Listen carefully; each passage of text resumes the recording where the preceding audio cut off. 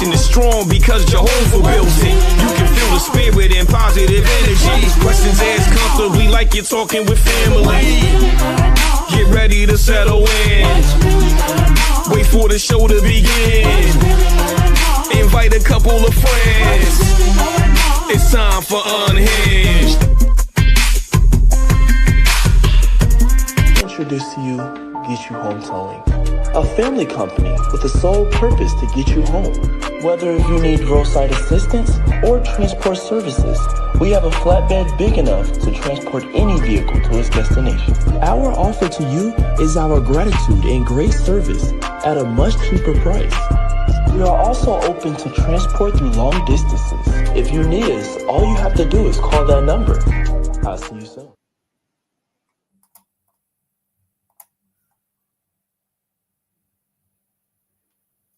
Hello, hello, hello. Good evening. What is really going on? Listen, we are excited to have you. Thank you so much for joining us this evening for another episode of our Unhinged Live. And we've got a special guest that is joining us today. We're super excited about all that has happened. We have been outside. We've been doing all of the things. What do we call the most? You know, we outside. So super excited that we get to connect again and you all are joining us. Thank you so much for our replay viewers that maybe couldn't get us live and direct, but I promise you this Joy Tsunami is going to be something else on the docket. And so we're super excited. I see Tilted has entered the building. Super excited. And I said it tonight. I'm going to say it often. That's why it's two of us, because, you know, we'll be outside and we're doing so many different things, but excited about the opportunity to come again. We've had a couple of things. So we're going to get into the show rundown. I'm going to, but before we get into that, you know, we just do our check-in. And so I got to check in with my sister because we done had a weekend. We had a weekend, of a weekend. So, Tilted, how are you doing? I'm doing well. You know, I'm trying to adjust to this sudden cold snap here in the northeastern region of this good here, US of A. It's a little chilly, and I know you notice I got a little Christmas on my chest. Please don't judge me, but these are my unhinged pajamas, and they are warm like that. And the goal as an empress at this point in my life is to stay warm. I'm not trying to catch no cold in my bones because that hurts. I'm sure you don't disagree with that, Karen. But other than that, as you said, I'm actually recovering from our whirlwind weekend. You know, it was great to see you and be able to put my arms around your neck, Karen, as you were able to drive on up. And you arrived safely to walk the runway with us at Napa. That's right, y'all. Let me tell you the scoop. You know how I have a natural tendency of making sure all of the people around me feel that like their most beautiful selves, right? Well, see what happened was I've been telling Karen she belongs everywhere she stands. And, you know, she's a leader in her industry, her profession, and she's known globally for the work she's done in education and in finance and resource development, all of the things. But she's beautiful, y'all. Karen is bad. And this weekend, we got to witness Karen Sims Harrow make her runway debut rocking Lawson's accessories at Northeast Pennsylvania Fashion Week. Yes, I gotta brag on you, girl. I gotta brag on you. Look good. You looked good, sister. And I just want to say thank you for always holding it down when I cannot clone myself. Listen, everybody needs a Karen. I have a Karen who I can toss the mic to and walk away and trust that the vision will continue to move forward with excellence. And Karen, let me go ahead and give you some more flowers while you can smell them. You did that thing excellently with the dress on the red carpet, the red carpet interviews, the warmth you extended to every person you were able to talk to. Girl, I saw somebody come back as you were trying to walk away and ask you if you were still conducting interviews. And all I could do was this. That's my boyfriend. Karen, just thank you for the sacrifice of road time. Let's talk about that. I know how long it takes for you to drive. And again, we some empresses now, some queenagers, and it takes a different toll on our bodies. So thank you for your financial sacrifice. Thank you for your sacrifice of time, talent, and even being an investor here at Tilted Halo Broadcast Media Entertainment. It means the world to me to know that my best friend believes in the vision that we're bringing to pass here at Unhinged Live. I celebrate you, girl. You the super fan shout out. See, I had just did that. Listen, I'm appreciative of that, and I'm being silent just to say thank you, right? Because many of us, as just women, we don't always accept the compliments, right? It's like, oh, I want to give it back. I want to give it back. Now I'm gonna give a little bit back, but I'm ingesting that in these days for me, because I just had a ball, right? You know, I'm an encourager. So I had a room full of folks who was worried about high heels and low heels. And is the dress or is it going to zip up? And you know what I look like? I had two assignments, and I'm so grateful that I was able to show up, being an encourager to our tribe mate Jackie, as she ripped the runway for her first time, right? And got to just fan and shout out and encourage her. Although she didn't need that much encouragement, because honey, once that first toe, the toe, once that toe hit that runway, it was all over after that. I said, oh, I see you, girl. All right. And so I got to give a shout out to Alaji, to Sari Melody, Alaji Daquan and Sari Melody for such an amazing event.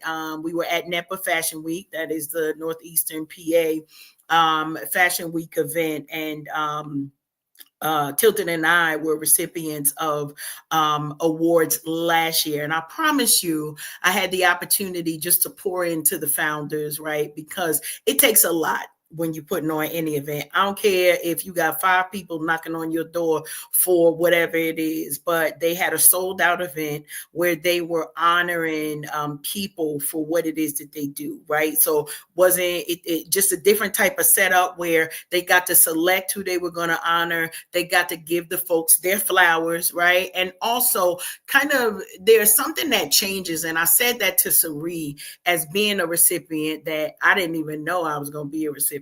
Right when we came up there last year, we were just doing what we do. It's Unhinged Live. The tribe was in the building. We were doing what we do. But to get that award, I needed to pour something back into both Alaji and Sari so that they understand how important it is when you celebrate people who maybe some have been celebrated, but others may not have been when they get that understanding. And it was not hard for me to be fly, right? As we rocked the outfits, the designs made by Shelby Lawson, our own tribe mate of Lawson Accessories. And honey, she had us looking fine in all of our green and decked out. And thanks to Jackie, who got me snatched back in that corset. That's all we're gonna say. Shenanigans was on high. Because I said, listen, I'll wear this, but Shelby, she kind of stapled me into that corset the last time. So who gonna be in charge of snatching me back? And so shout out to Jackie, and I think it was Marisol as well, who was helping out with making sure that all of the things stayed where they needed, and that there were no wardrobe malfunctions for our ripped down the runway. So super excited about that. We got so many things to get into. If you don't see us or you do see us, one of the things is that it's very super exciting just to see the excitement of other people, right? They know that the love is real, and then they share it right back. And I just appreciate the fact that love was in that room. Love was all through that building. And that the shenanigans were orchestrated. Can I say that part? Like it wasn't a lot of whole bunch of extra drama. We got to come in, do what we needed to do, and share space. So love that. Thank you so much for always sharing opportunities for us to just do what we do so well. Like, yeah, that part. All right. That part. Yeah. So now I'm gonna get in a little bit of I'm driving a little bit. We might have some co-piloting going on here, but we already did the super fan shout out, right? The show rundown. You know, we've got a special guest, and then we're gonna get into some what's really going on and kind of continue some of the conversations that we've been having. But we're not gonna get ahead of ourselves. You know, you're gonna get reflections of purpose, and then we're gonna end out with our just be. So now that you know, right? Buckle up, Buttercup. Here we go. Super excited, Tilted, that we get the opportunity to welcome my guest tonight, right? Because y'all know I've been gallivanting literally worldwide. And so I got the opportunity to meet our guests at a trip that I just took supporting Mr. Harold. Y'all know him as my husband. That's his entire name, my husband. That is his entire name. And so he was one of the feature authors at the National Black Book Festival that was held earlier a couple of weeks ago in Houston, Texas. And so I got the opportunity to meet our guests. And Tilted, if you are okay, because you mentioned that it is kind of cold outside, I'd love to just bring her in. So go ahead and let her in. We're going to let that for you. It's cold outside. I appreciate that. Appreciate it. Oh, no Welcome, Megan. Hi. So excited to see you again. And so as I was mentioning, Megan, we had the opportunity to meet each other in Houston, you know, amongst so much excitement with authors and just so many industry folks that really got into it. And I didn't get a chance to talk to everybody. Now, that was a playground for my husband. Those who know him know he yapped more than me. I promise. It's like, save yourself. Keep going. Save yourself. But I got the chance to make an introduction with you, Megan. And, you know, we started talking just a little bit about your authorship, your book. And so I'd like, if you wouldn't mind, Megan, as we welcome you, hopefully you do feel welcome. Just share a little bit with our audience about who you are, a little bit about your background. And we're going to get into the book and all of the work and things that you did, but sort of a origin story. Who is Meghan? Okay. All right, so I am Meghan Ashley. Ashley is my last name. People always get hung up on that, but Ashley is my last name. I'm a licensed professional counselor supervisor in Texas, and my specialty is working with Black women and autistic adults, and then the intersection of Black women and autistic adults, which were often left out of the conversation. And so I really put a spotlight there for us to be recognized and for us to get exactly what it is that we need. And I say us as a Black woman and as an autistic adult. And I'm a mother of 2 autistic children as well. I'm an advocate. I wrote the book Blueprint to Behavior because I was looking for a book on how to parent my autistic children specifically, and I looked and I looked and I looked, and none of them were giving me the practical advice that I needed. I needed step 1 through 6. I needed this, and this. Do this, then that. And if they do this, then do that. I needed some practical stuff because as an autistic person, we need practical things. The vague doesn't work for us. And I found a lot of the books were very cerebral and they were very vague, and it just wasn't giving what it needed to give. So in my mind, if I'm looking for something and I can't find it, that means it's mine to write, and that I need to be one that brings it forth. And so that's exactly how this book came about. Love that. Love that. Well, thank you so much for, you know, sharing your personal testimony, you know, and how this came, because, you know, one of the things that I think is happens very often is there is frustration that comes, right? Not everybody will say, well, then I'm gonna write it if it's not there. And so I imagine that your writing this has also been giving a lot of families a sigh of relief to be like, yes, finally, right? Yes. Some writing that is not only practical and to the point, but that it's something that can help families in the right now, you know? So Yes, I know a lot of the studies might be different, but can you talk to a little bit about the reaction that you've had with your book as you're sharing it with families? Yeah, the reactions have been amazing and heartwarming, and makes me feel like I'm right on track for what it is I'm supposed to be doing.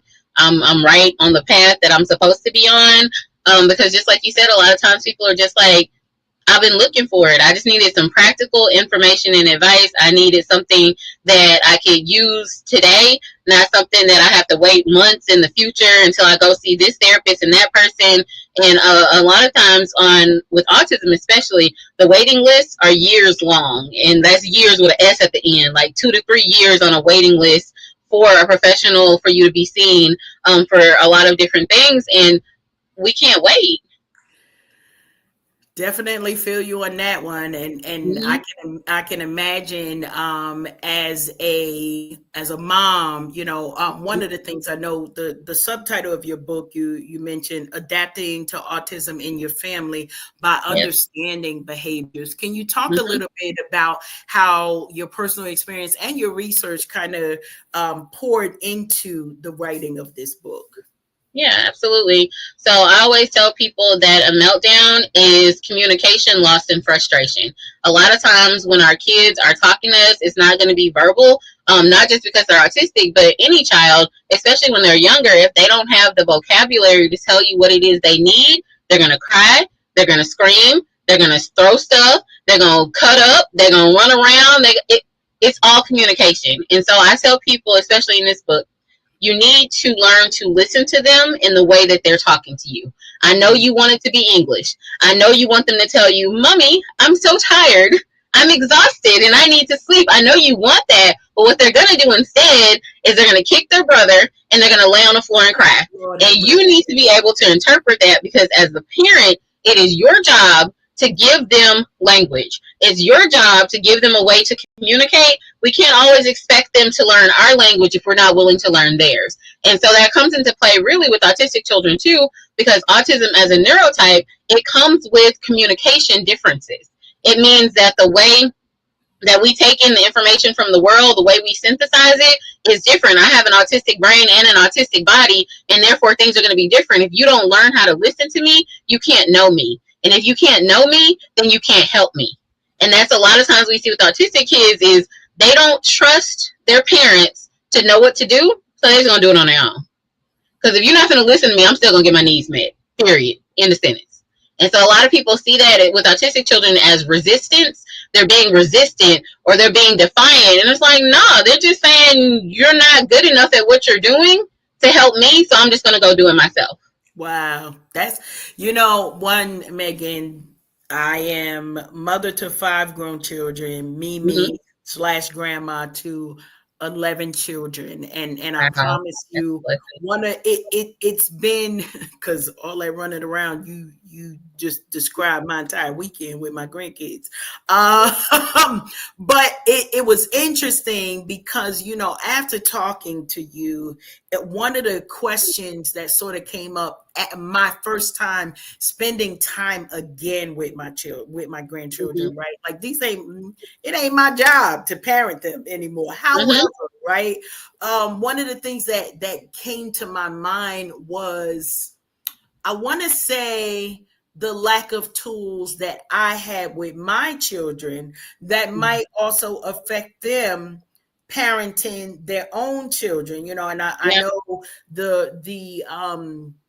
the evaluations for children and whether autism is actually diagnosed comes at different times, right? But as you mentioned, communication style, right? I'm from the era, sit down somewhere, right? I'm not kidding about what in you're a child's place. You need to be seen and not heard.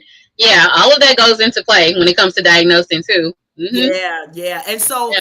I wonder, what are your thoughts on helping? Because I'm smarter now, right? Like my hmm kids, like, who is this woman? Like she didn't care nothing about our feelings. Now she care about the grandkids' feelings. But I just know more about parenting now, right? From being able to meet folks like you, being able to have resources like your book provides to make us just more informed on how should we be talking to our kids. So my kids are just like, I don't know who this alien woman is. What are you feeling? Let's talk about your feelings. So I'm curious as kind of the next, I don't know, generation out. What have you found as far as sharing of resources with whether it's grandparents? Because I know some folks my age, they still, God bless y'all still out here birthing babies. That is not my testimony. Not at all. But wondering, how you bridge that informational gap for that next generation that might still be parents, but some of us are often in sort of like that grandparent role as well. Yeah. And I think the grandparent role is so vitally important in our community because we're still villagers, right? Like, it takes a village to raise a child. You may not be that main parent person, but you're definitely in that child's village and you're valued and you're important and needed as well. So when it comes to having that bridge going from a more authoritative parenting style where it's like, you finna do what I told you to, whatever's on that plate, you finna eat it. Oh, you depressed, you finna go depress them dishes. Like coming from that, like coming from that, because I'm black from the South. I'm from Houston, Texas. It's yeah, you can hum, you can hear, you can lean, you can clean. It's all of it, right? All of the isms. And so with that, having to now shift to a more gentler parenting style because our kids know. Like my children at their school, they had this song that they learned last year that had me crying laughing. It's a boundary. And it talks about their body boundaries. No, stop. I don't like that. I feel uncomfortable. Please move back. Talking about how they feel about their boundaries. Now, 30, 40 years ago, there ain't no way you would tell a grown person, I'm sorry, I do not want to hug. I'm uncomfortable. Please move back. And I love that they're learning this because it is something that we should have had access to this whole time. So a lot of times when I'm talking to parents and grandparents, it's like, you don't have to give them the hard time that you had just because you had it. Understand that in 2025, we have different tools. And who would you be to not use those tools for that child? We need to be their first safe space. The world is hard enough. The world is going to kick their butt anyway. Why would you help it? Why would you help it? So come here and get some of these tools, learn some of these things, and understand how to listen to your child's feelings and not take it personally. Because a lot of parents do that too. They'll be like, we're running late. We had to get to school and they want to put their shoes on slow. Ma'am, they're not trying to inconvenience you. They don't care if you're going to get a demerit at work. That is not their business. They're just trying to get their shoes on. And you trying to rush them. And then you get upset with the child like they're trying to sabotage your day. That child can give 2 entire flips about your day. They do not care. They just want their Mickey Mouse shoes on so they can go walk into kindergarten. That's all they want to do. And a lot of times parents respond to what they think the child is doing versus responding to what the child is actually doing. So while little Boo Boo is trying to get her shoes on, her little Mickey Mouse shoes on so that she could go, you could have stopped for a second and paid attention to the fact that her sock is twisted and it's bothering her, and you could have fixed her socks, fixed her shoe, and went out the door in that same time period where you yelling at her about her making you late. So if you pause for just a second, take care of her needs, listen to what her behavior is telling you, everybody gets helped. So parents, it is their responsibility, grandparents, community members, it is their responsibility to make an environment for the child in which they can thrive. That's not the child's responsibility to thrive in an environment that wasn't built for them in the first place. And we talk about that a lot with autistic kids because the world that we live in was not built with my neurotype in mind. It was not built for autistic people. It was built for allistic or neurotypical people. That's what we call people who are without autism. It was built with other people in mind. And so in order for me to thrive, I have to have my accommodations around me. And my support people need to understand that. It needs to not be an issue. I love it. I love it. I love it. Tilted, I'm gonna pass the mic, see if there's any questions or comments, because I saw a little movement in there, and while Megan was talking, as if you had an amen moment there. I did. I since Girl Talk Now started hooking me up, you're gonna make sure advertising. But yes, I'm just sitting back enjoying the conversation, because as we shared in the pre-show conversation, Megan, I spent 20 years loving on babies in this very specific environment, and I went here with it because you are absolutely correct. You have to learn how to interpret the autistic person, the autistic child, as well as the autistic adult, because they will give you smoke signals, so to speak. Say, for instance, in my job, I got to learn hands-on what to do and what not to do, and it's everything that you've already said and solidified so far in this conversation, to the point where I implemented some of those practices in how I reared my own children who didn't have any particular neural diagnosis. I didn't yell. I spoke gently, and every now and again, I feel like it kind of bit me in my behind. But what it did do, it allowed me to preserve the softness in the young women that I was raising, so that they would have that soft and pink space to retreat to as they continue sojourning through life. So you mentioned the toolkit, and developing some type of plan when loving on your autistic person, and self-care plans for the whole family and interventions at home. I understand that you discussed this in your book. What are the practical tools or strategies from the book that families can implement this week? First and foremost, noise cancellation technology. And I say that because most autistic people are sound sensitive. And you see people will frown their eyebrow, sound sensitive, but he's the loudest person in my house. You're right. That is the person who is making the noise is fine with the noise. They're not fine with you making the noise. So that has something to do with what autism is. Again, as a neurotype, it is your emotional regulation, your communication, and then first and foremost, it's the way that you experience sensory information. So if we're thinking about all 5 of your senses, we're thinking about sight, taste, touch, smell. I feel like I'm missing one. Hearing, sounds and stuff like that. We're talking about all 5 of your senses. If you can help somebody feel comfortable within all 5 of their senses, then you can already kind of reduce some of that extrasensory environment that's causing them to feel uncomfortable. So noise cancellation tech is usually number 1 with the bullet that I tell families to do. And whether that's over the ear headphones, if your kid is okay with that, cool. If not, then they have what's called loops or vibes, and those are earplugs. And so they're not electronic. You're not hooking them up to a phone or anything, but they have this noise cancellation technology to where they can hear people who are talking to them, but all the background noise is dampened. And the background noise is the thing that usually bothers us the most, because the way our autistic bodies are set up is that I hear foreground noise and background noise at the same intensity. So if I'm in the middle of a mall, imagine being in the middle of a mall, right? Back in the 90s when the malls were popping. It was people everywhere. It's music coming in and out. Let's say it's the mall during Christmas time. It's December 24th. The night of December 24th in the mall, y'all remember that it would just be chaotic. And so we've got these bright lights going, right? Because it's all fluorescent lights. It's all brightness. We got these bright lights going. We've got people talking to each other. We've got the music going. We've got people yelling, hey, come get a Cinnabon, and hey, come do this. We have all of this stuff. And it's all coming into my body at the same intensity. All of it. So then you see an autistic person melt down. Then by meltdown, it means I can't handle this. It's entirely too much.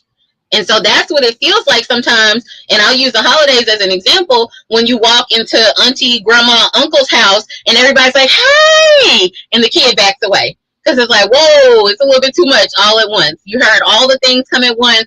All the hugs come at once, especially if you're touch sensitive too. So what I tell parents, especially when it comes to the holidays, is take the toolkits with you that you're going to need for your child. You know your baby, and if you don't, read the book. Okay, because then you got to get to know your baby, right? Because that's your responsibility as a parent. They didn't ask to be here.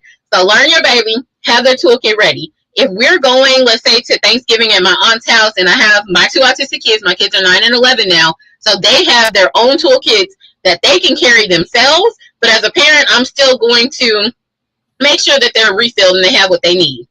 They're not going to eat turkey and dressing and cranberry sauce and yams. That's not going to happen. I'm also not going to sit up there and make them eat that when I know that that's not what they would want. So they're either going to have their pizza before we leave, and then they'll be able to take snacks with them so that they'll be satiated and they'll be fine while we're there.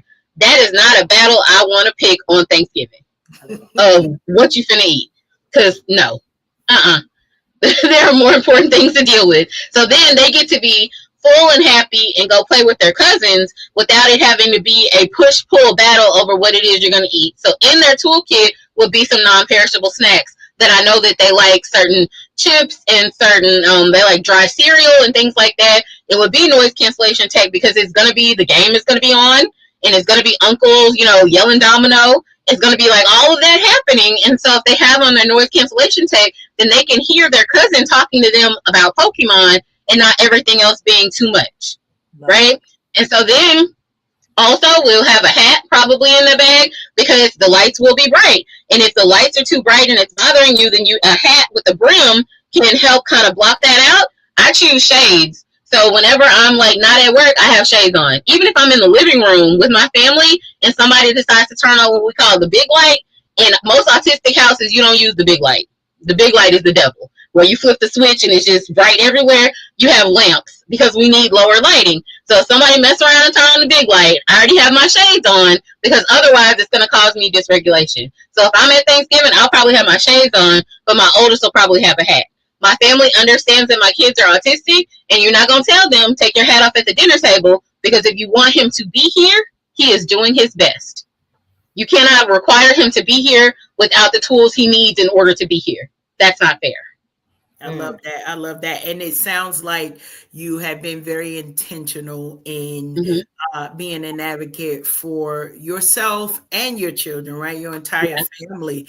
Because, I'm thinking about all of the things. I just love talking to us. That's all I'm going to say. Real people, right?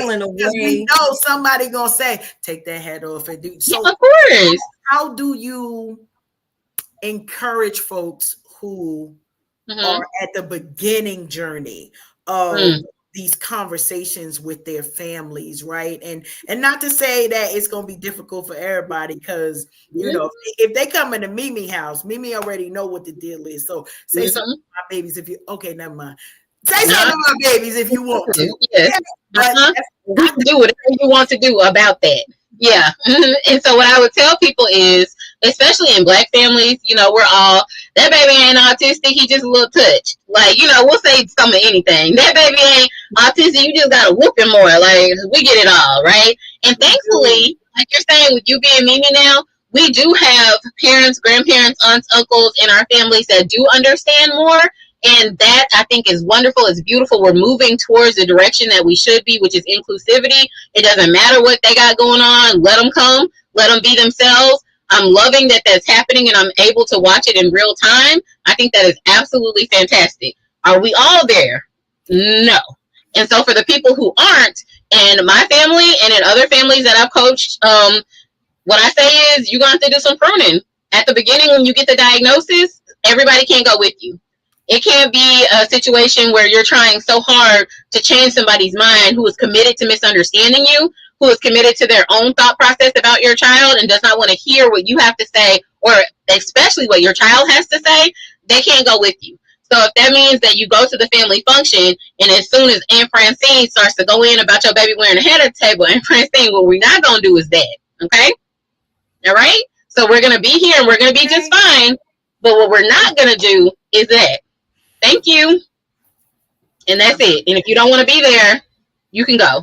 It's fine. I love that. And Tilted, I knew that you would love this conversation, but it also put me in mind of how many conversations that now Meghan Tilted is my best friend, right? And so we're seeing each other raise kids through good, bad, and ugly. That's what we're going to see. But I know, Tilted, that you've always been intentional about kind of, and not just on the behavioral side, but making spaces for your family to know that, like, we don't have to always follow the status quo. And that's something that always just kind of stuck with me. I don't know why I'm like really laser focused on this. So Tilted, can you talk a little bit about why it was important for you to set those boundaries and standards? Because I feel like it would be an encouragement to folks trying to figure out how to navigate families during this time of year. Woo, child. Oh, for me, and why it was important to do those things, establish boundaries and make sure that my children knew that wherever they were with me, they were absolutely protected and in a safe space, that mommy had no problem being the voice for them when they didn't have their own words. Yes. It was always been very important to me because I never wanted to raise my children to be carbon copies of myself. I wanted Kim to be Kim. And I wanted LJ to be LJ and thrive in their own uniqueness, in their own gifts. And again, you know, my years working in special education helped me understand the behavior modification module, and understanding that everybody in every single walk of life has their own individual needs, and what they required to be watered with to be successful in life. So my children, and I'll use LJ as the example. I noticed that she was your typical kid who liked to write on the walls. And, you know, we always hear stories, and, you know, even Clorox and Magic Eraser, Mr. Clean Them, they have the commercials promoting their products using the examples of children writing on the walls and how you can magic clean it off. Well, I decided not to clean my daughter's art off the wall because I recognize in the middle of what some might call chicken scratches, I could see images of things from her lens, and I could see people, and I saw how she was able to express herself through her optical lens and just put it on the wall. So instead of making my child feel, you know, terrible for expressing her creativity, I let her draw and write whatever she wanted on that large wall in the back of her closet. That was her safe space, because observing her growing up, I noticed that she's an introvert, very introverted child. A lot of people would be like, oh my goodness, there's something wrong with her. There ain't nothing wrong with her. She's smarter than you, 54-year-old person minding business that ain't your own.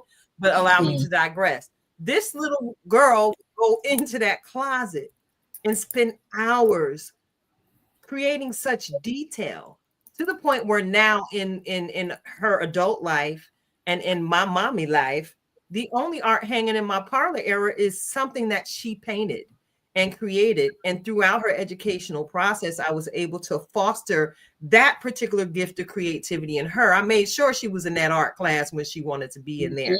And then I made sure she was supported when she decided to sing and understand her voice creatively. I just made space for LJ to be LJ. In the same way with Kim. Kim had a musical gift and still has a musical gift that blows my mind. So from the time she was young, I fought tooth and nail. I was the parent dragging my baby back and forth to auditions with different choirs. And I made sure her educational process included the creative arts. She learned to play the cello, string instrument, which allowed her to be able to teach herself 3 more instruments. Also a great vocalist, very talented writer. Check out Mizzy, Mizzi, on SoundCloud, y'all. She got some music out there. Both of my babies are gifted because I recognized that they were individual people. Again, like I said before, not carbon copies of me. Pieces of my heart on the outside of my body, yes. But I decided to cultivate in them what nobody really particularly cultivated in me, so to speak, from the beginning of their lives, from the moment they took a breath and their first step, so that they would know that it was okay for them to blaze their own trail, much like their mother. Beautiful, beautiful. Yeah. You saw them. Yeah, Yeah, and Megan, that puts the question to me because you shared your own lived experience as well, and I know this book has been one way for you to hopefully also be seen. But what advice or direction might you give to other, whether adults or preteen, teen children, those folks might be experiencing some of the things that you have had to experience in your personal history? Yeah, I would advise people again, community is so important. So finding other community members, especially Black autistics. And one place that people don't think about for community is social media. And so I know TikTok can be the devil sometimes. I get it. But one thing I like about TikTok is that it's lived experiences. People can get on there and talk about what their day was like, what it is like to live in my autistic brain and my autistic body, what it's like to be a Black woman, what it's like to be a mom, what it's like to be all of these things. Sometimes community isn't even you having a conversation with people. It's you not feeling alone. It's you seeing yourself in somebody else. And so I would say that, especially if you're like, what's going on? Why can't I just this? Why can't I just have habits that continue? Why can't I be consistent? Why can't I do this like my brother, sister, mama, auntie, cousin can? Well, there's a reason that you can't. And it's not because you're broken. And it's not because you're wrong. It's because you're you and you just have to figure out a different way. And so seeing other people on platforms who are thriving, it's fantastic. But seeing people who are struggling is important too, because a lot of times we just need to struggle together. Like we just need to sit and be like, I'm going through it also, just so that people won't feel so alone. And I love social media for that reason, is because people can witness other people's struggle and their strengths and look at it from a holistic lens. Because yeah, I'm autistic and my autism gives me all kinds of really cool things that I'm able to do, but it also gives me struggles, and it is a disability. But it's not a disability because there's something wrong with me. It's a disability because my environment is disabling. And so therefore, people need to see that. They need to understand that. And so I did a TED Talk in 2024 about being an autistic adult. And it's on YouTube. You can look up my name, Meghan Ashley TED Talk, and you can look at it. And it's called What Autistic Adults Want You to Know. And it's about walking people through what it feels like on an everyday basis to be an autistic adult, so that people can put themselves in our shoes so they can understand better. It hasn't been talked about enough for multiple reasons, because for the longest time, autism was just a diagnosis for little white boys. Everybody else was left out of the conversation. But now you're seeing other people who look like me, who look like my sons, who look like my clients, who are speaking out as an autistic person and saying, this is what my life looks like. And I think it's so important. I mean, it takes a lot to be able to do that. I love that. Listen, I don't have time for a to-do list, so I done already looked it up. Duly noted. And I love that, you've expanded your platform, right, to share your voice and give words, and hopefully our listening and viewing audience get some new vocabulary tonight. I know I have definitely heard some things as it's like, yeah, more than a thinking, right? More than a reflection, but being able to have a practical way to communicate the needs for what we see, right? So, as you were mentioning, the different, do I want to say excuses, descriptions, how our families do. That's all. Yes. And it just was like, and I wonder that part of the challenges that were faced as far as us not having the vocabulary is because folks was just like, that's not a us thing, right? Like as autism was a cultural or race thing versus what it actually is. And so I appreciate, even the insight of what you're sharing in reference to autism being a disability, but not because something wrong, because right, that the world around me is disabling. That's a mouthful right there. It's like it is, and that's what a lot of us as autistic adults, people who I would say escape diagnosis, people who are appearing high functioning, like I have a whole master's degree, right? I still put my shoes on the wrong feet. because my autistic body does not feel when they're different. My husband got to be like, hey, babe, fix your shoes before you go out the house. That's something like, you know, like people talk about Albert Einstein, he was more than likely autistic, smartest person in the world, but will forget to put on pants. Like, that is how a lot of us are, is that we have like these huge things that we can do, and then we have these other struggles that are so vast. Like, me and math are not friends. Like, don't ask me to do my 11-year-old is in 6th grade, and me in 6th grade math have been fighting all year, and I don't want to hear it. Like, it has been a thing. Okay, I can do all kinds of things. I am fearfully and wonderfully made, but math ain't it. Okay, and I have to understand that. And then for other people to see, like, oh, well, she's autistic and she's able to do this, this, and this. True, but I still have struggles. And so a lot of the time what you'll see with autistic adults is, well, I can pay bills, you know, I can live alone, I can drive, I can do all these things. Why do I need to go through and get an autism diagnosis?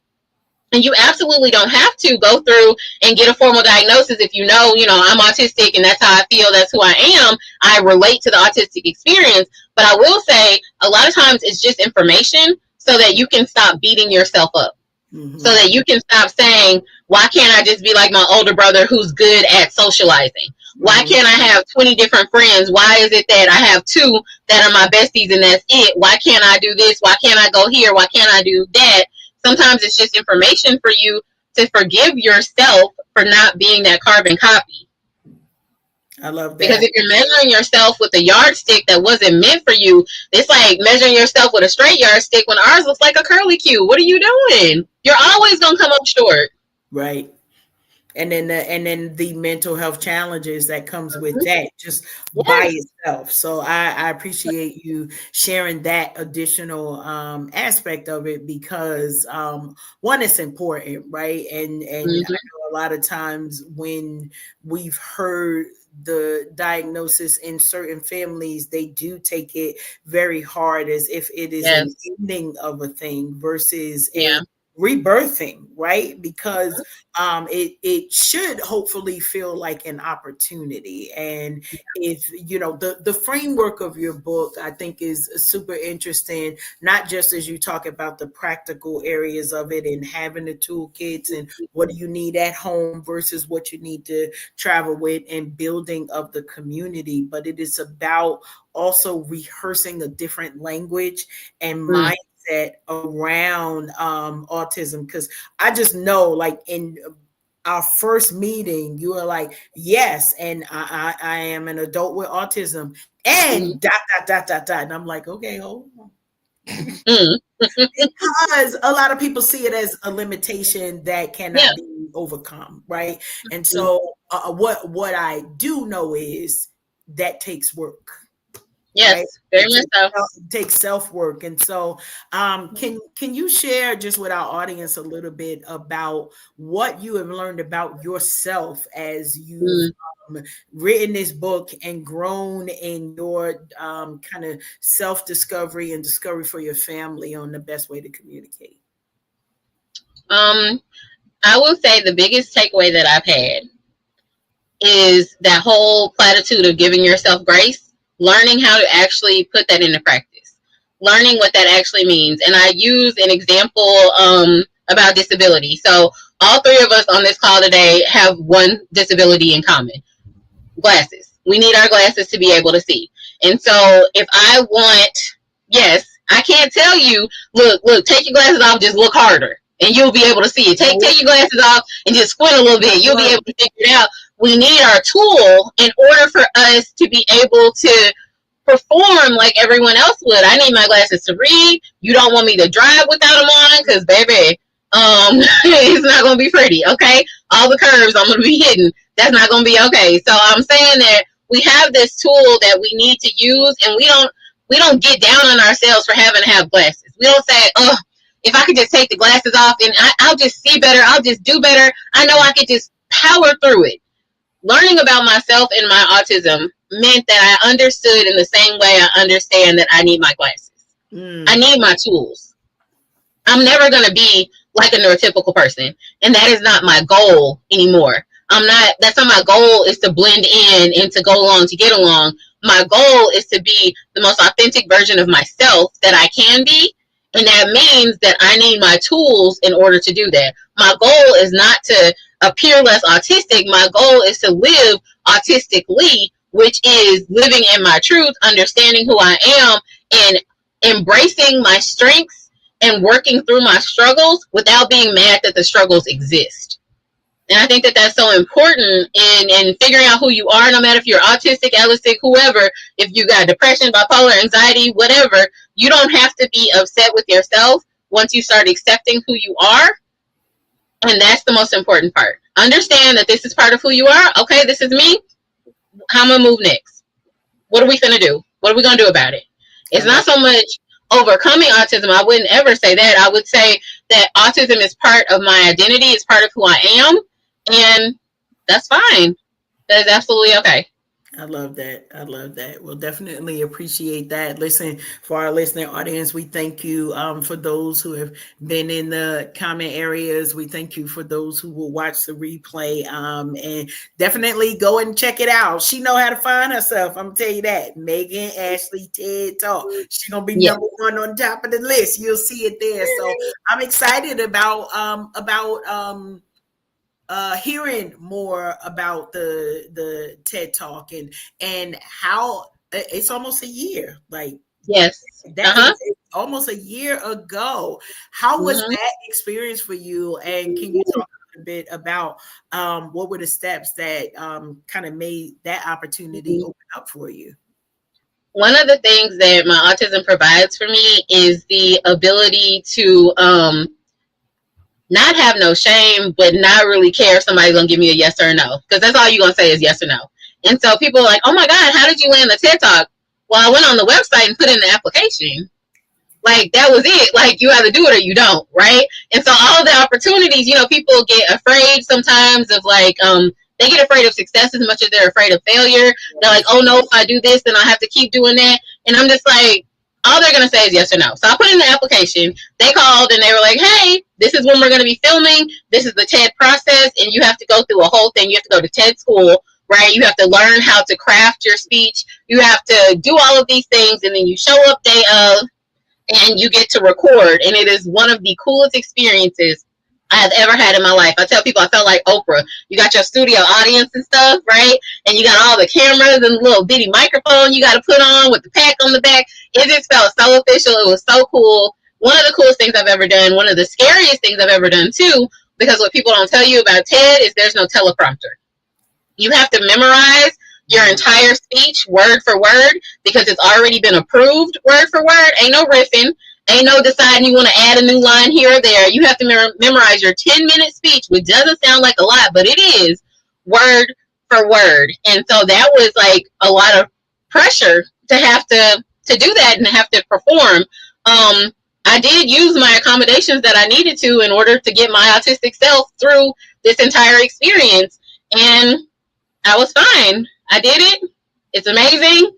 I love it. It is definitely my love letter to the autism community and to the Black community as well, for people to see someone like me doing what I'm doing on that type of stage. Amazing. I love the opportunity that we get to celebrate you, that you have joined us this evening to have such a candid conversation. And I know that we have had a ball just getting to know more about you, getting to know more about your book.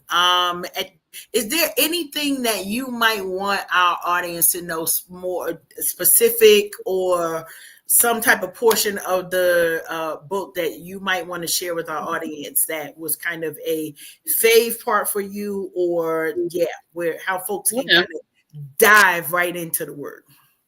I think it's important, whether you have an autistic child or not, whether you think you know an autistic person or not, because we're everywhere. You probably know somebody who's autistic. They might not know yet, but you probably know somebody who's autistic. I think it's important for us, for inclusivity's sake, for you to read about topics like this, no matter if somebody is autistic or not in your life, because it's going to expand your knowledge of other people's worldviews. And I think it is important, whether you read the book, listen to the TED Talk, listen to the podcast, all of these different ways where you can get information from autistic people, because we're people too. And it's just important for us, especially in the Black community, to embrace the fact that being Black is not a monolith. We're not all the same. We're not all going to think the same, act the same, and thank God that we do not. Because yeah, that wouldn't work for us, right? Like we have this huge range of magic and things that we can do, and it's about understanding other people's experiences. So no matter if you know someone who's autistic or not, you can pick up the book, you can watch the TED Talk, you can listen to the podcast, and you'll be able to hear an autistic Black woman telling you about herself. Love that, love that, love that. So now before we exit, looking ahead, what other projects or follow-up work are you planning to extend the message of Blueprint to Behavior? So I am going to be presenting in person in Florida in April during Autism Awareness and Acceptance Month at the Autism in Black conference. And so it is fantastic. The lady who owns Autism in Black, the CEO is Maria, and she is amazing. She has created this space for autistic Black people to be and to thrive and to meet and to just learn. And so I'll be speaking at that conference. It'll be my third year speaking at Autism in Black, but this year I'll be doing it in person. So please come out. I'd love to meet people. It's going to be, I believe it's April 18th. Information's on the Autism in Black website. That's what's coming up. Also, I'm working on my second book, and I'll let y'all know when that drops. And yes, you can also get Blueprint to Behavior anywhere that books are sold online. So Amazon.com, Walmart.com, BarnesandNoble.com. But also you can support your local bookseller. Go into your local bookstore, tell them that's what you want to order. They'll order it offline for you so that they can get money too. And that's important as well. Love it, love it, love it. So now you talked about how folks can connect and get to the book. Is there anything else you want to add as far as people being able to connect with you directly? Yeah, sure. So I'm always open to emails and messages. If you message me on Instagram, I may not get to it. But if you message me, if you email me, then I will. So you can find me at my website. It's the letter M, perfectconsulting.com. So M as in Megan, mperfectconsulting.com. There you have the contact form. You can message me any questions you have. Don't be shy. I love to answer emails and help people work through whatever they need to work through. I've had people reach out and just say, hey, I know you're not a therapist in my state, but I'm still looking for somebody who has a similar style that you do, and I will get online and I will find you some people. I'll find you some resources. I love finding resources. So reach out and let me know what you need when it comes to therapy, when it comes to being a Black woman, when it comes to being an autistic individual. I'm here. I want to help. Awesome, awesome, awesome. Appreciate your time. Any questions or anything you want to add, Tilted, before we shift the conversation? Actually, no. First of all, I just want to say thank you again, Ashley, Miss Ashley, Meghan Ashley, to be exact, for joining us on tonight for this wonderful conversation. It is my heart is full seeing a person that looks like me sharing their own personal experience with this super ability. I don't call it a disability. I call it a super ability because you have the ability to create the world around you, which many people do not have. And I hope that was a major takeaway for our listeners who are going to, who are actually listening tonight and who are going to be listening in the future. Thank you for the awesome sacrifice, because it's not always easy trying to balance work, life, and vision. And thank you for sharing your vision and sharing your voice and being a trailblazer in the industry to make sure that people of color know that, hey, there's not necessarily something wrong. You've just got to adapt to something we haven't necessarily had the information for all of our lives. So thank you, especially in this day and age. I think people need to be more compassionate and understanding of others. And even if you, like you said, if you don't know that someone has an autism diagnosis, you might encounter someone who might be displaying the behaviors. So if you're armed with this information, you already know how to, hey, take a step back. They may not be upset with me I mean, what I just said may not have offended them. Their response to me might be simply from how they view and feel the world, from where they stand and from their lens perspective. So thank you so much. Imperfectconsulting.com.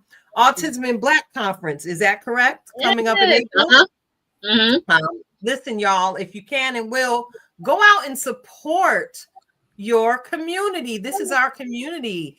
And this is yet another big old piece of the twisted threads in the tapestry that God has created for us. If we take a little bit of the paprika from over here and add a little bit of the sazon from over yonder, and maybe a little bit of global, Lord, it sounds like I'm trying to make a pot of high blood pressure, doesn't it? But anyway, we are applying pressure to all of the problems that are arising in our, or not even problems, the difficulties that manifest within our communities. And I'm grateful for you, Meghan, one of the soldiers on the forefront of neurological orders and disorders, so people can know that, yes, you can be successful, and yes, you can thrive, and yes, you can publish and do all of the things, much like Miss Meghan. So you are absolutely necessary. Thank you so much for joining us on tonight. Are you going to be sticking with us for the remainder of the show? Because it's a whole 90 minutes. Oh, wow. I have to go because I got to grab my kids, but I'm gonna watch it later on. I'm definitely going to watch the replay so I can grab the rest of it. We appreciate your time. Because you're always welcome. We don't like to kick people out like Marty Marr. We cordial around these. It's okay. I feel super welcome. Thank y'all so much for having me. I'm so excited to be here today. Yeah, thank you. For sure. Well, we thank you so much for joining us. We're gonna put you back into the virtual green room, and then you can exit from there. We'll connect. Thank you so much for your time. We appreciate your passion and your talent and all that you shared with us this evening. Have a good one, Meghan. Bye. Thanks. Leah said, a banger, and time was just flying by. Time was just flying by. That's all. That's when the conversation is easy, like a Sunday morning, or that cool glass of lemonade that you're sipping amongst friends. It bees that way, Karen. You already know what it is here at Unhinged Live, and thank you so much for bringing this gem to the platform. She shared a lot of information and shared a lot of insights, specifically on how to deal with people who are different than you are. You know, I'm a huge advocate and actually sit on an anti-stigma committee when it comes to the mental health of others, including myself. So having these conversations creates those safe spaces for people to come into our scope and understand and that they're going to be accepted. Yes. Which is the heart of Unhinged Live. We love all the people. Love all of the peoples, all the people. But here's the deal: if you come over here acting unseemly, you know we got some tools in our toolkit to handle that too. We do. Yeah. But our first weapon of choice, of course, is prayer, Karen. We like to pray first. It is, and we gonna give you that joy tsunami wrapped in love. We're gonna do that first.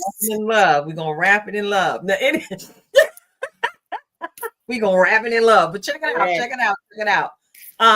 Let's go ahead and get into a little bit more of this conversation between you and I, Miss Ma'am. It's been a while since it's been just you and I on. Yes, it has. And I gotta ask you this question. I'm gonna throw this one at you before you throw it at me. We're gonna talk about I did mention this. Look at how the Lord be segueing through me, and I don't even realize it. I mentioned being easy like Sunday morning.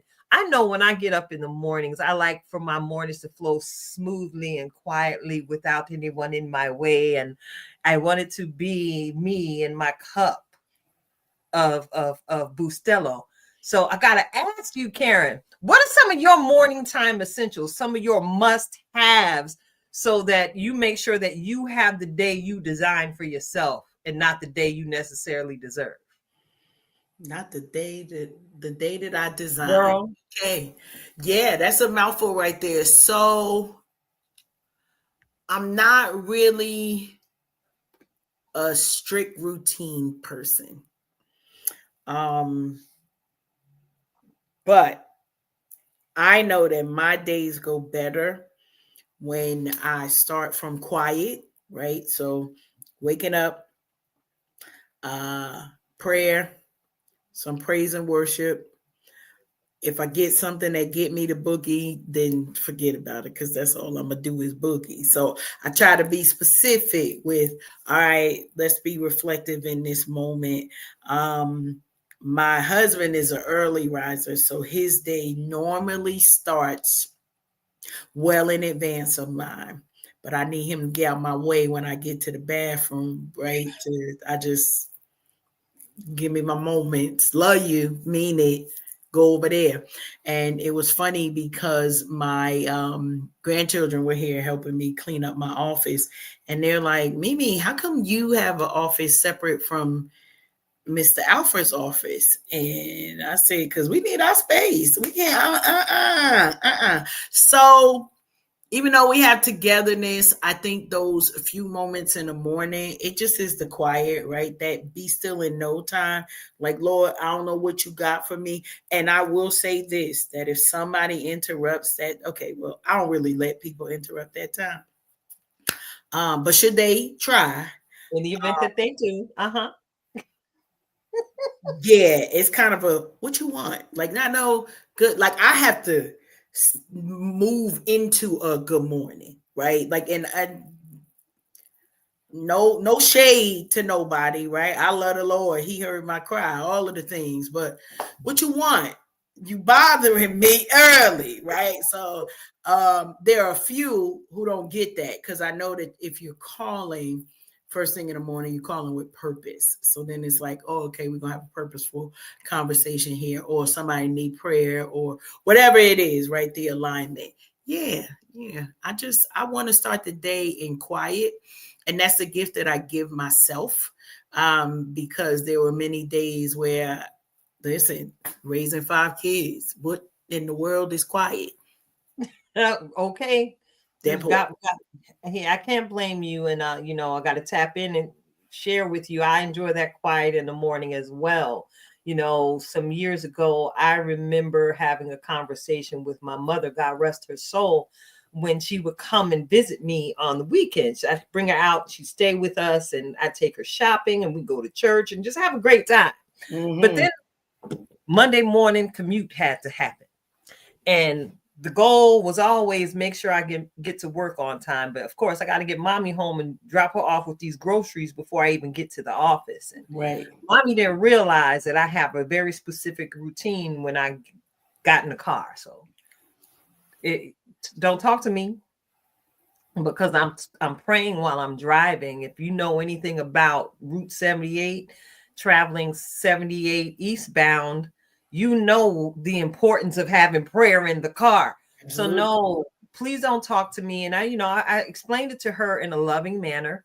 You can hit me with the good morning, and that's about all you're gonna get until about after 6:30. Because at 6:30, I'm in a safety zone on the highway, where I don't necessarily have to be a road commando. Driving for my life. That's what I felt like I was doing all those years, but I was driving for my life.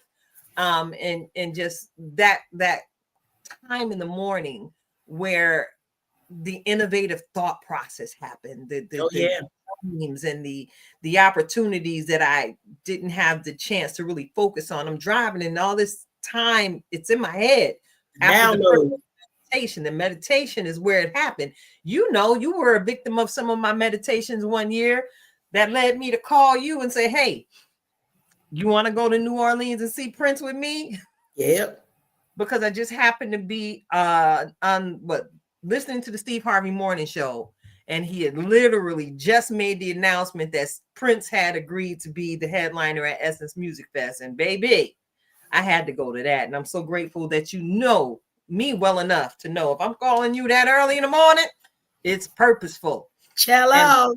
It's purposeful. If I'm calling you, and I tell you that was one experience, and I'm grateful. Yes. I stepped out of my silence, because within 2 hours, you have found us a travel company to get us there within a price we were willing to pay. Yeah. That So wasn't between even my intention. I promise you. Like when the Lord moves, right? And this takes us to because this is the thing. A lot of people would think like, well, what the Lord got to do with that? Honey, if I'm in it, the Lord has something to do with it. I He need gonna you. give me the desires of my heart, and he know I had a secret desire to see Prince live. I'm a uber Prince fan, and any of you who follow me in the Facebook and the Instagram world, you may have noticed that I actually posted a photo of my emotional support Prince that sits on my desk at work, and it reminds me, dearly beloved, we are here to get through this thing called life, but it's a little squishy thing.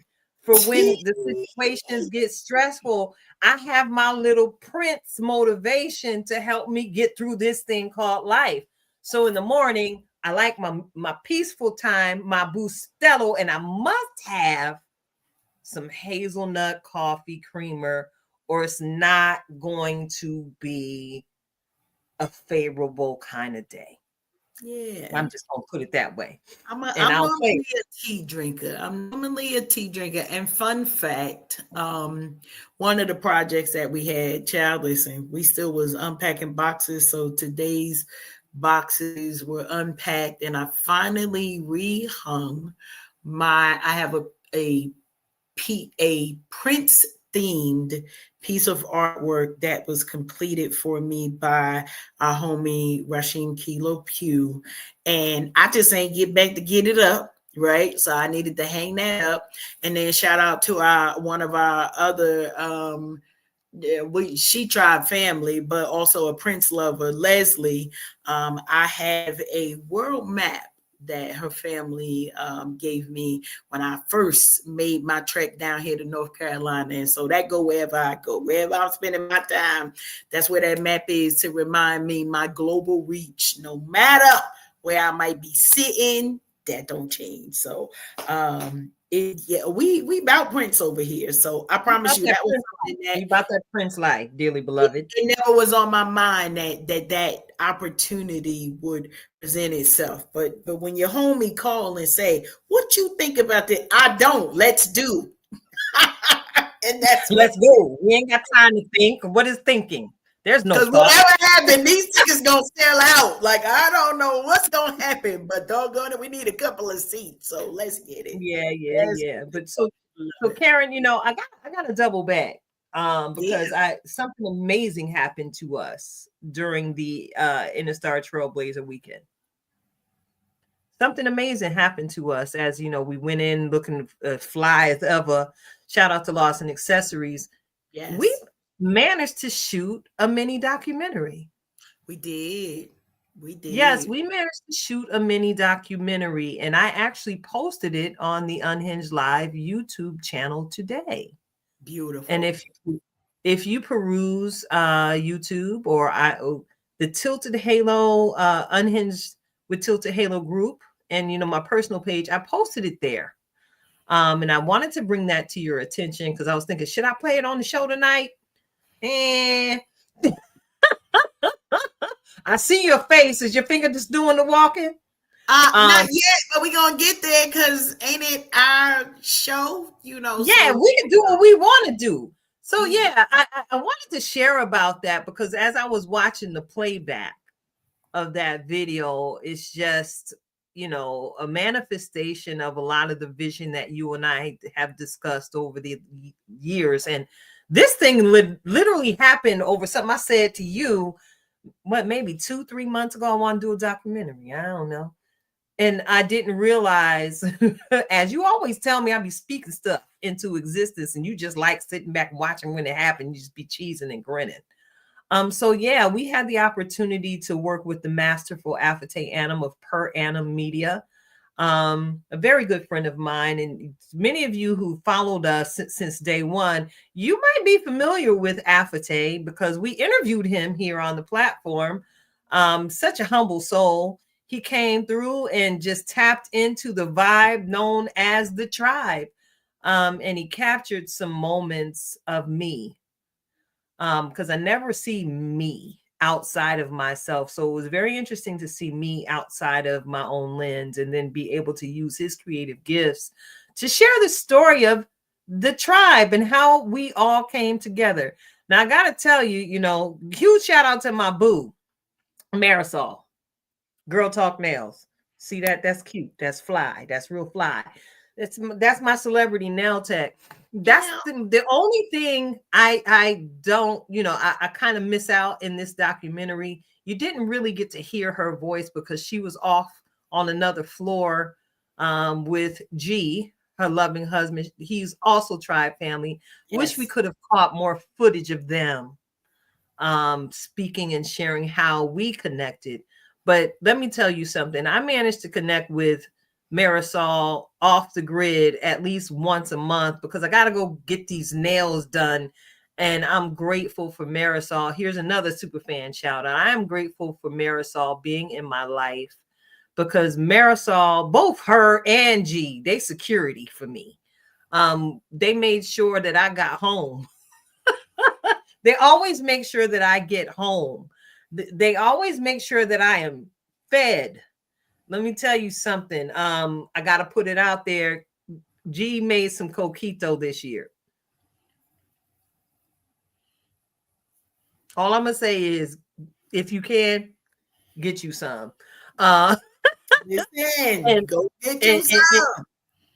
Listen, G is nice with it in the kitchen. Let me tell you.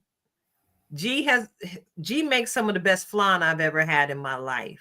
Beautiful. So I gotta big them up because Marisol's got some great things ahead of her, like many of us do, and I'm grateful for her heart and the grace, her graciousness, and how she shares with the rest of us, and she makes sure, much like myself, that whatever she doing, we doing, and vice versa. We in this thing together. We are in this for life. We are a tribe of creatives, and I'm just so grateful. My heart is full. My heart is full. Just reflecting on the journey to In a Star and how this whole thing was birthed, and really understanding where I stand at this point in the journey, that nothing is wasted. If God allows you to it, he's gonna bring you through it. And y'all, we love the Lord over here. You're gonna hear us say Jesus, you're gonna hear us say God. I call him Abba because God is my father. When there's no one else I can talk to, I look up and have conversations, and I'm grateful that it's an active dialogue because I'm not always the only one speaking. I can hear and get the messages I need to keep propelling us forward here at the platform. So get ready, y'all, in the listening audience. Did you ready to push play? You look like you about to. I'm almost ready. I got to shout out my brother G because that's my cut-up partner. And Marisol, she be like, no, not with Coach Cash. She be trying to make sure that we acting right. But I tell her that's my dude right there. What we doing? So I'm thankful for his care, and he really, even this weekend at Napa, he was like, okay, Karen, but you can stay up here. I was like, no, I got to get down because he's like, I don't know about that. And I literally tell my husband, and my husband is like, well, I agree with him. You need to stay yourself somewhere. And I was like, well, too late. I'm already down the mountain now. So, y'all coordinate between yourselves. But I'm grateful for the opportunity because, as you mentioned, you know the conversations, and that I know the side conversations of you not always seeing yourself, but you are always grinding, right? Always pushing forward, strategic and intentional with the relationships that you have.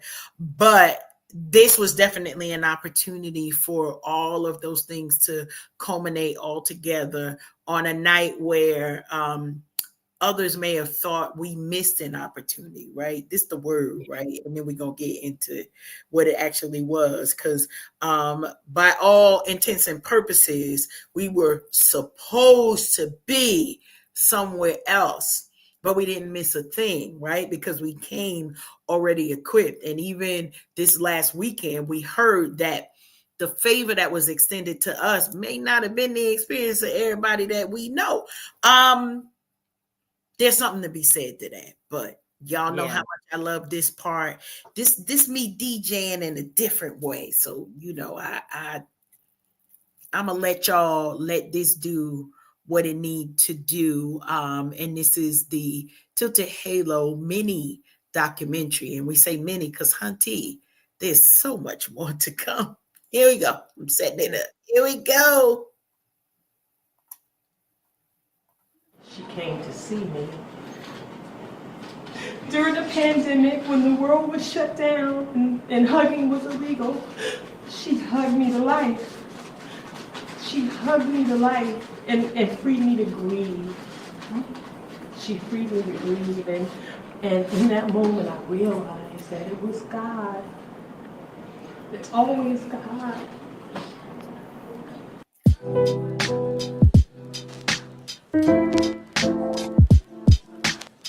I tried to miss you. There we go. You're going to learn today.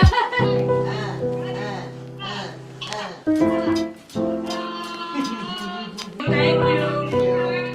Okay, yes, ma'am. I'm with the laundry tonight. I mean to. So, Right. Now, Shelby, I found an iron, but it's a You can save the tears for later. yes. Mom of the year. Nominated for the show. Yes, shoes. Oh, that's your thing. Yes, my God. As he always is. Now you know what he says. You are amazing. That's God, baby. And God put me in the right circle of women, and it's growth, empowerment, and love, and joy. And you bring all that. And thank you so much. Oh, thank you. Thank Don't make me you. cry. We I know I'm not supposed to make you cry because all kinds of things was going through my head this morning, and I'm like grateful. That's the one word. That's it. I can sum it up. That's grateful. Jackie, where are you going? Grateful. Grateful. And I'm so happy. We're gonna do it today. I'm just a conduit. That's all. You say that all the time. You I'm say just that a all the time. conduit. You That's say that all. all the time. You say that all the time. But I'm truly blessed coming from Don't where make me cry. I came from. I told you that. To be here amongst all these people. Do you want to share some of your story, Rhonda? Yeah, I can share Look at the camera and share. I am a survivor. I was addicted to opioids. I can't count how many times in my hand I've tried suicide. I have suicidal tendencies, and I'm a mental health coach because of that. I study psychology because of that. And through education and experiences, I'm a better person today. I'm not broken, I'm becoming. Yeah. God, thank you. And God just gave me eyes to see her, the strength of her spirit, and I knew I needed to connect with that. Yeah, And she is now one of my best friends. a sister to me, like a sister. Pretty much. Because we can't go through the day without each other. We get our people. We work together and they sick of us when I come in her office because I care to none None. about the people. She comes right in. How you doing today? How You you good? doing? You straight? Good? How your Yes. foot doing? You good? Yeah. Did you eat? Yeah. Just like that. Because she'll keep Just working like and she that. won't eat. Just like that. I'll walk away, even to walk away. She comes and makes sure that I walk away and get that break. Because I used to do it to her and now she's doing it to me. So part of growing is seeing when other people tell you you need to do what you're supposed to do. Because you know what you're supposed to do, but you just don't do it. But for other people to see that and encourage you, that's people that you need to keep around you. I love you too. Mwah. Mwah. Mwah. You already know it's your girl Keita Tilted Halo. This is my sister Jackie. And that's how we just refer to her so lovingly as Jackie. And we too have a story. So Jackie, you want to tell our story? Well, our story is that we actually have the same father. and we did not get a chance to grow up together. And our father unfortunately passed away in 2017, December 2017. Yeah. And you graciously reached out to me. You said she found out that her dad passed away. She said, I gotta find my sister. And she reached out to me, and I was not ready yet. And I pushed you away. And I knew it. I knew she was going to be pissed because my searching for her was part of my own healing. I didn't find out our father passed away until 30 days after he had been buried. And it damn near broke me. But I remembered her because we also lost a sister. And Jackie also lost her mother within the same week. So I could only imagine the terror going on in her mind. And I just needed her to know that she wasn't alone. So I listened to God and went searching for her. And then I had to wait for her when she was ready. So when my mother died, she came to see me. During the pandemic, when the world was shut down and hugging was illegal, she hugged me to life. She hugged me to life and freed me to grieve. She freed me to grieve. And in that moment, I realized that it was God. It's always God. Because only she was strong enough to carry me through that season because of her past experience. So that's our story. Yes, it got me messing up my makeup. And I'm so grateful that you came looking for me, sis. I mean, you're the best thing that's happened to me. Amen. It was done for my trouble. I lost my mom and my dad in the span of a week. And to get you in return, Yeah. only God. And all I was trying to do was heal myself. Going after everything I said I wanted and missed. And as my bestie often reminds me, the instruction is pursue. So I had to go after what I said I wanted. And here we are. Okay, Amen. best friend. Amen. Oh my God, I done messed up my face. Ladies are just. Thank you. Oh my God. Who's that behind you? Who's that person? That's my best friend. Oh, that's my best friend. Yeah. There is a story with all of us. There is a story with all of us. And this one here, my CFO, my girl, get your life together in Jesus' name. Yes, it'd be nice. She reminds me to be nice when I flip into production mode. And she prays for me like How are you? no one else. Look, I don't have my glasses on. I had to So come we back have on a the story street. as well. Yes. See, one day at Fireworks, when I was fire My breakfast, I glasses are in my said, hand. you need to be her friend, and I had to be obedient. All right, guys, You are know? my eyebrows okay? Because I can't see. You want to tell our story, Karen? Do I want to tell it? Listen, it's gonna be more than a 30-second, but she one-words me and said, I need to know you, and the rest is literally the history and the making of what we have continued to share, grow, love, cry, yeah, and chase after destiny. That's what we've been doing. We had the same dream, so when I launched Tilt to Halo Broadcast Media Entertainment, I called her and said, let's do this together to keep each other accountable. Yes. To pursuing our dream. Yeah. So here we are. Yeah. Again. Again. Oh, you ladies are nice here. Group hug. Oh my God.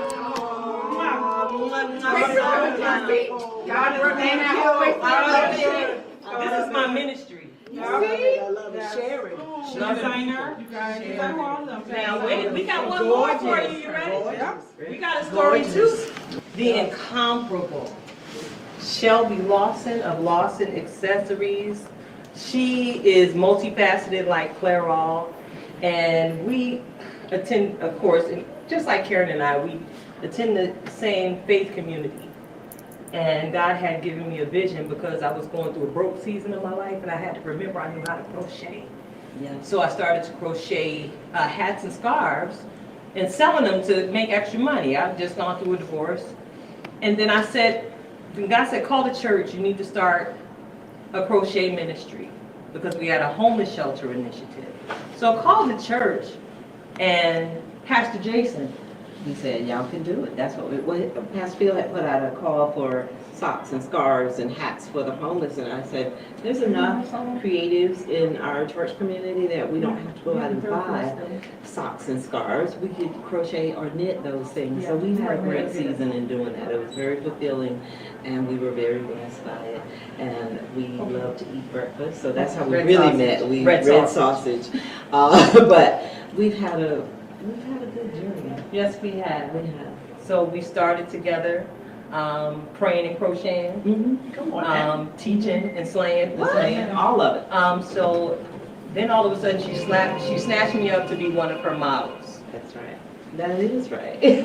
We have quite a journey. So we've been doing. I hit it again. We've been doing it. We've been doing it for years now, and it's just a blessing to have a group of sisters who are very supportive and loving and correcting and all of those things. So Yep, we got each other. we got each other. All right now. Oh, this is just so nice.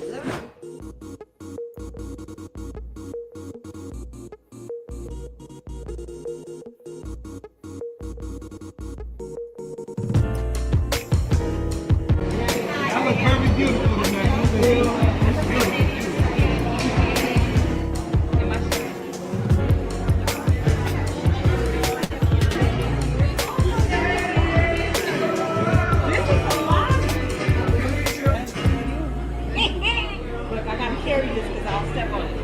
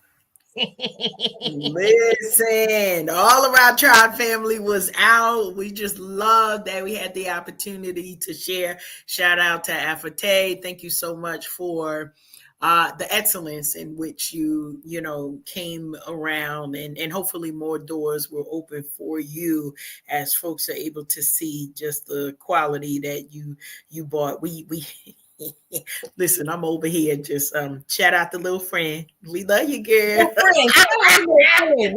We gotta get her a shirt that say Unhinged Live Little Friend. Little friend. We got a little friend. So shout out to all Glenn. the videos. All of the things. Big Les, we love you, girl. Felicia, so great to see you in the video. Just so many faces. I promise. When we all get together as creatives, it's always a beautiful time. But to be able to document, right, the stories, the journeys. This is just the beginning, y'all. So we are excited that we get to share this and debut it with you all this evening officially, right? Officially. But so much more to come. So much more to come. Super excited. So because it's our show, right? We got to play the whole thing, not just a snippet. Not just a snippet. None of that. The whole thing. The whole thing. And thank you for enduring that with me, Karen. Because you didn't know I was going to do that tonight. I stayed throwing a monkey wrench in the system. Listen, but it's always good. Here for it. So I'm glad that we were able to share that with you all, our viewing audience. So you see, when we outside, it's for a purpose, right? Because it's not always for the accolades. We're going to always support those, that have been day ones and all of the work that goes into these different shows. We understand how huge an undertaking it is. But listen, lives are being changed. When I tell you we had an entire experience, I love it that Afate was able to show the production behind the production, right? Because y'all might think, oh, well, somebody came in there and they know people were in there and the work allowed us to have an amazing time together to share not just stages and opportunities and walking down the street with all of the, okay, ladies in green, yes, here we are. But there was a purpose behind it. And so I'm grateful. I'm grateful that we were able to have that experience and not miss out on one thing. How about that?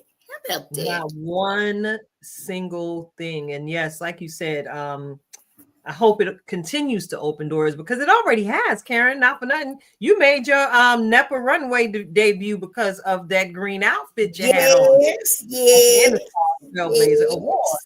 Yes. And I'm grateful for, again, the Interstar Trailblazer Award founder, the lovely Jacinthe Headlam. Yes. Our sister, not only in the craft, but first and foremost, our sister in Christ. Yes.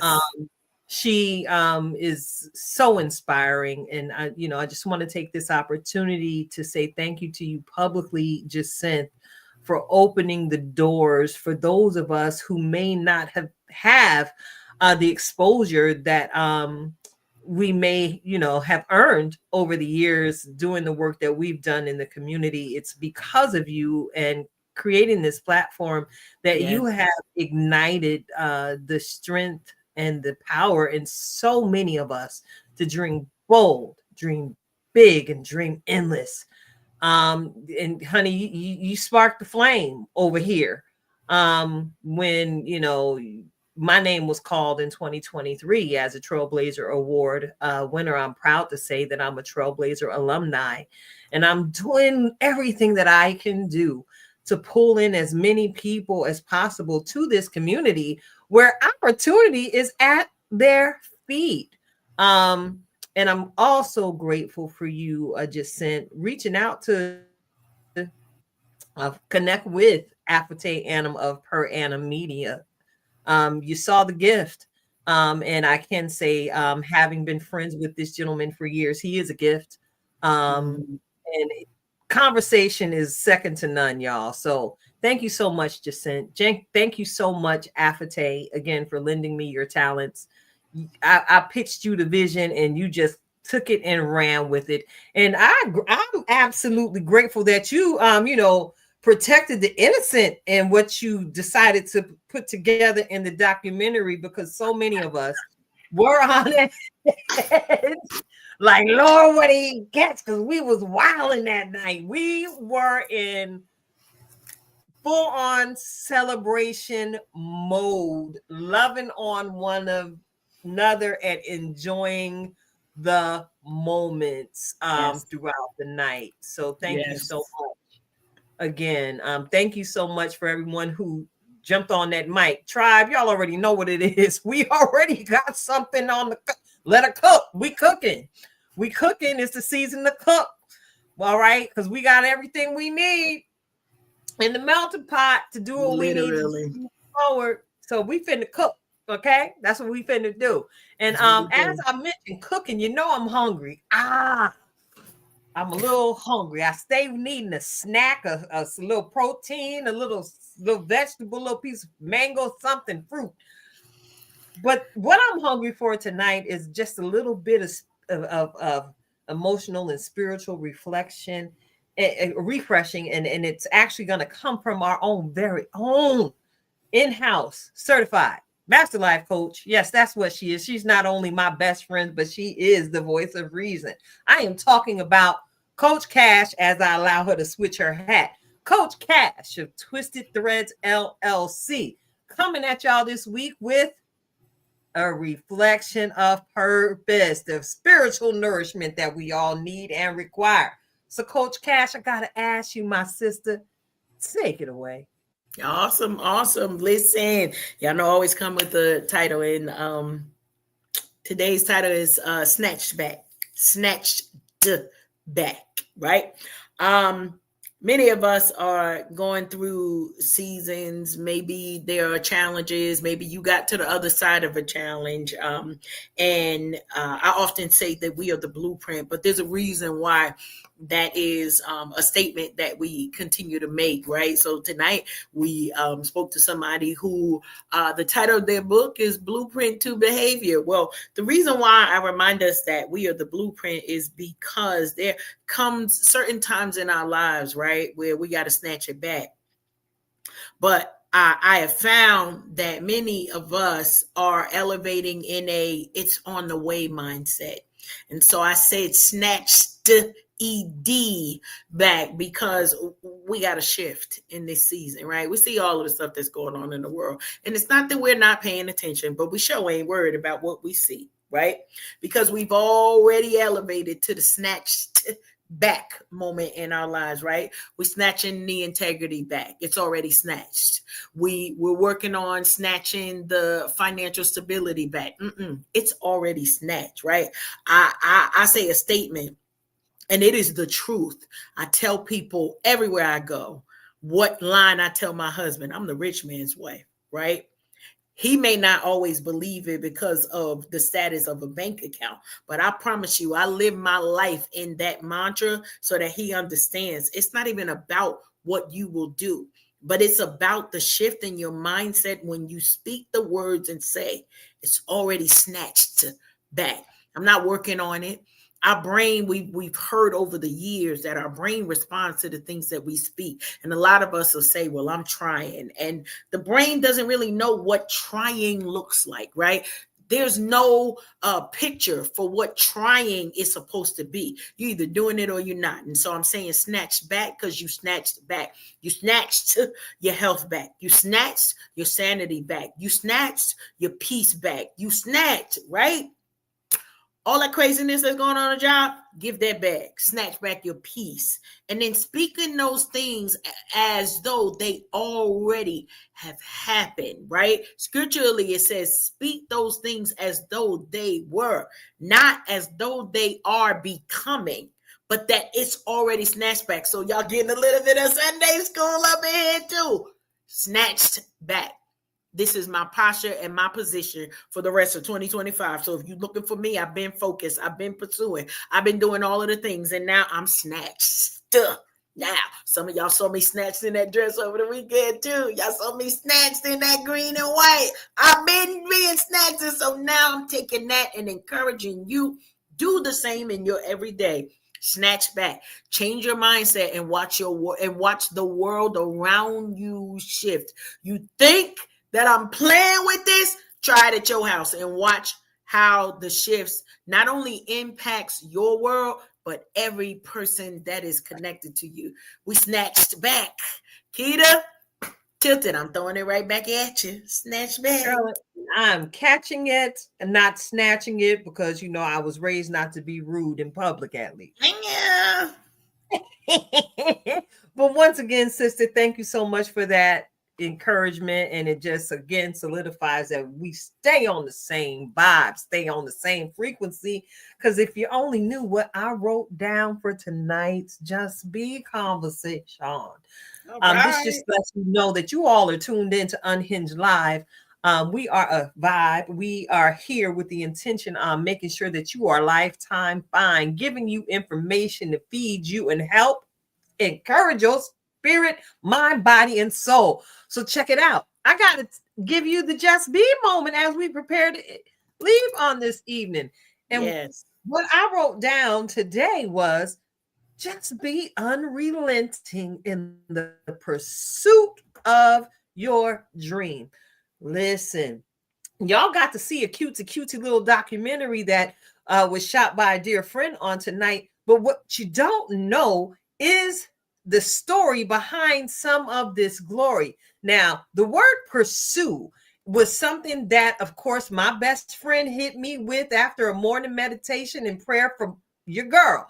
She came and the instruction was pursue, which encouraged me through so many seasons of the production and preparing and developing and producing process for Unhinged Live. Because in the middle of all of this, behind the scenes, you don't know the challenges, the financial challenges, the health challenges that arose that would try to stop me from doing. As Karen already iterated in her reflection of purpose, the body and the brain has no definition of try. It is either do or don't do. So no matter what it looks like, no matter what it feels like, and no matter how many no's you receive, be intentional about the unrelenting pursuit of your dreams, because dreams manifest when you cultivate them.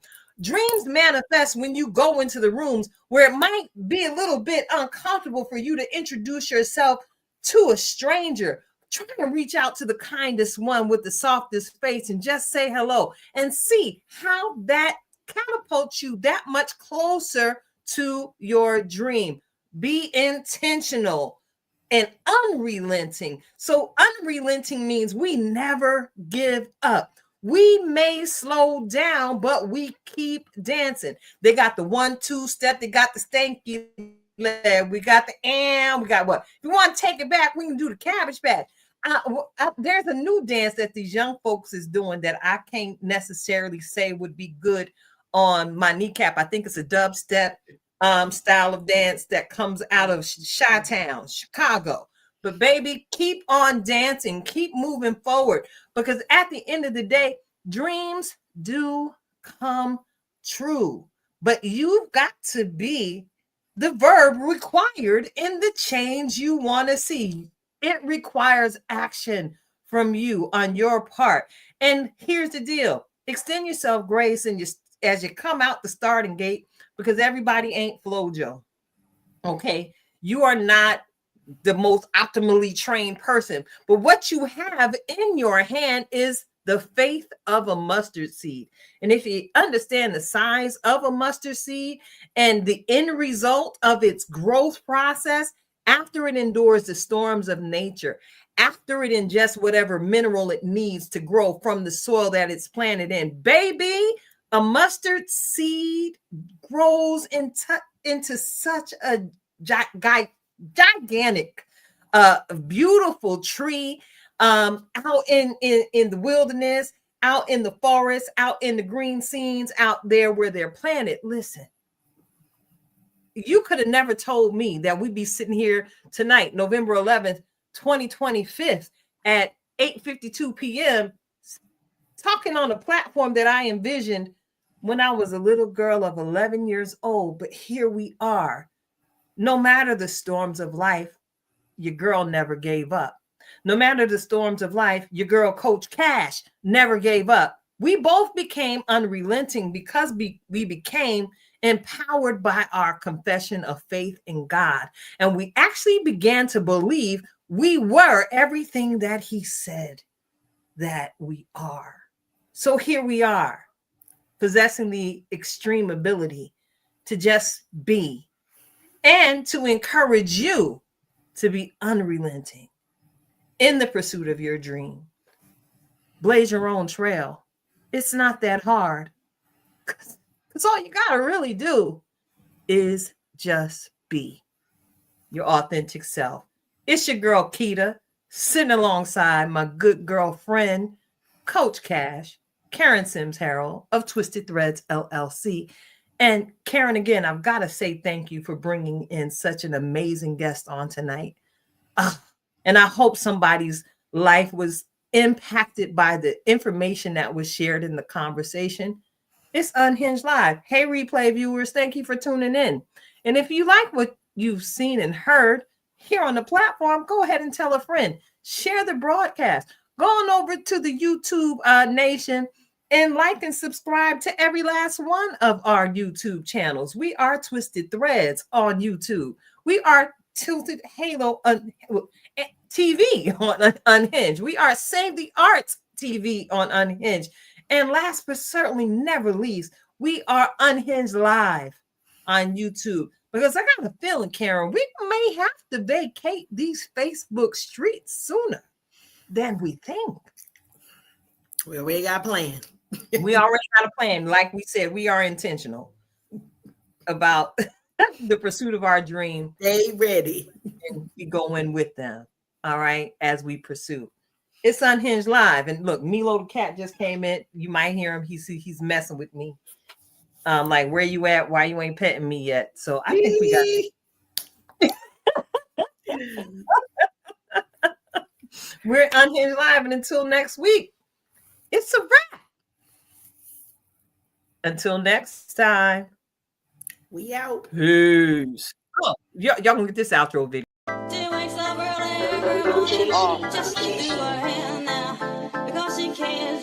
Fashion killer.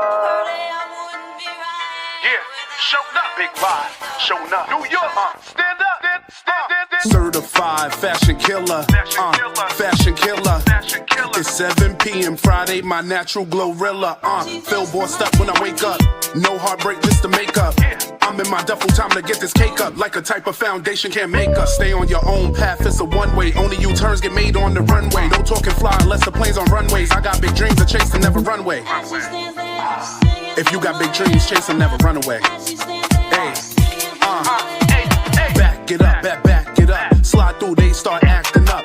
Walk, stop, pose, vogue. Eat your heart out, snack it up. Get your money, stack it up. Stack it up. Slow motion versus no motion. You still not moving fast enough. Certified fashion killer. Fashion killer. It's 7 p.m. Friday, my natural glorilla. Feel bossed up when I wake up. No heartbreak, just to make up. I'm in my duffel, time to get this cake up. Like a type of foundation can't make us. Tags get popped, they supposed to. Big bags when I shop, I could coach you. Moving silence, a boss, not boastful. Watch them raise up a glass when they toast you. Can you help me? I'm too drip right now to take a selfie. Catch the whole fit, my aura healthy. I'm not trying to get rich, let's be wealthy. Let's be wealthy. Back it up, back it up. Slide through, they start acting up. Walk, stop, pose, vogue. Eat your heart out, snack it up. Get your money, stack it up. Stack it up. Slow motion versus no motion. You still not moving fast enough. Certified fashion killer. Fashion killer. It's 7 p.m. Friday, my natural glorilla. Feel bossed up when I wake up. No heartbreak, just to make up. I'm in my duffel, time to get this cake up. Like a type of foundation can't make up. Like a type of foundation can't make up. Like a type of foundation can't make up. Fashion killer. Can't make it up. Can't make it up. Like a type of foundation can't make up. Like a type of foundation can't make up. Just like you and me. Don't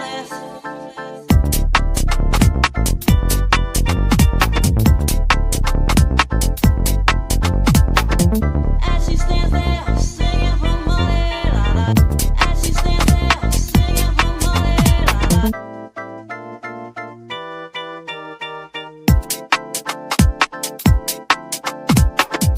as she stands there